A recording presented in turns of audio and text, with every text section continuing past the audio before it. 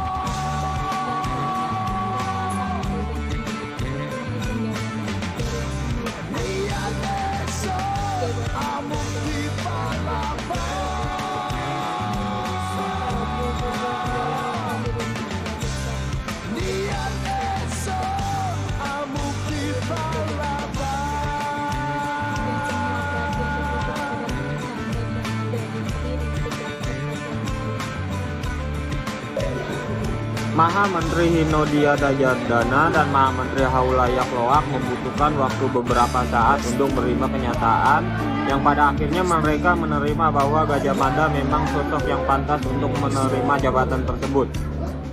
Kini Gajah Mada telah menduduki jabatannya sebagai Mahapati dan ia menyapa semua hadirin. Namun saat memandang wajah Rakbar lebih lama, ia meningkatkan pandangan matanya dari ujung ke ujung. Lalu Mahapati mengawali sesorahannya. Menurut Gajah Mada, kebesaran Majapahit hanya bisa diraih melalui dua hal, yaitu satu, dan bersatu di bawah bendera gula kelapa, di bawah panji-panji kebesaran Majapahit.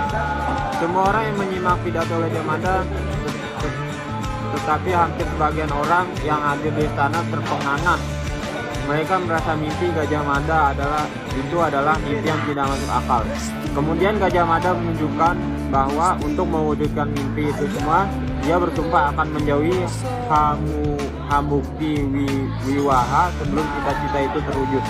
Dan ia tidak akan bersenang-senang hingga Majapahit yang diimpikan bersama menjadi kenyataan.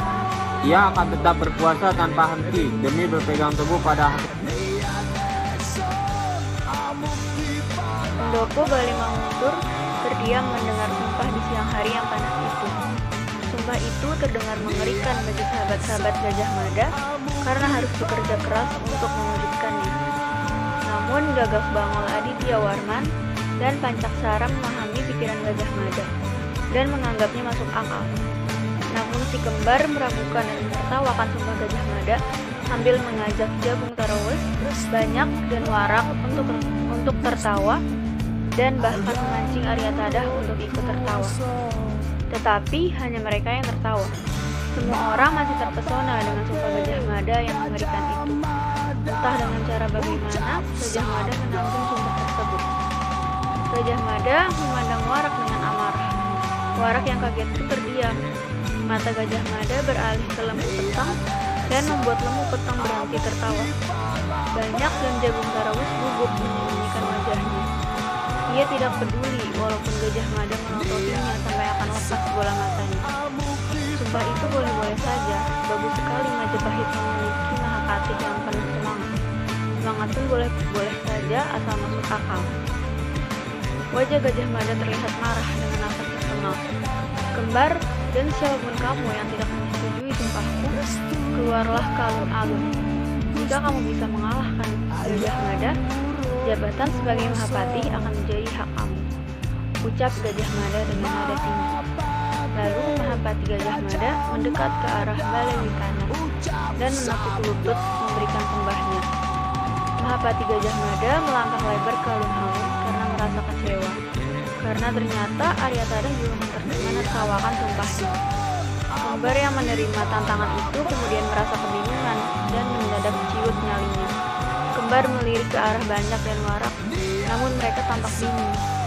Semua orang mengarahkan pandangannya ke arah Kembar dan Lembu Petang yang juga ikut menertawakan sumpah Gajah Mada, juga ke arah Jagung Tarawus. Akhirnya Kembar tidak punya pilihan lain. Ia berjalan ke arah alun-alun dan diikuti oleh teman-temannya. Semua orang yang duduk di pasewakan berdiri untuk menyaksikan tontonan yang sangat menarik. Namun Gajah Mada hanya sendiri, entah apa yang akan dilakukannya untuk menghadapi Kembar dan teman-temannya. Gajah Mada menunggu Kembar untuk mendekat. Tetapi Kembar bingung menutupi kuku-kukunya. Lalu Kembar mencabut kerisnya dan diayunkan menuju Mahapahit Gajah Mada. Setelah itu Gajah Mada melambaikan tangan perlahan dalam rangka mempersilahkan Kembar untuk menyerang lebih dulu. Lalu Kembar melompat sambil mengayunkan kerisnya, akan tetapi dengan ketangkasan Mahapahit Gajah Mada berhasil menghindar sambil mengayunkan tangan menghantam sehingga memaksa Kembar kehilangan senjatanya. Gajah Mada adalah seorang prajurit dengan kemampuan kanuragan yang mengerikan bagi lawan-lawannya hanya dengan sekali sentak pada pergelangan tangan. Gajah Mada berhasil mengunci kepala Kembar dan mematahkan lehernya sehingga Kembar telah kehilangan nyawanya. Gajah Mada juga menantang Banyak dan Warak, namun mereka bingung mengambil sikap.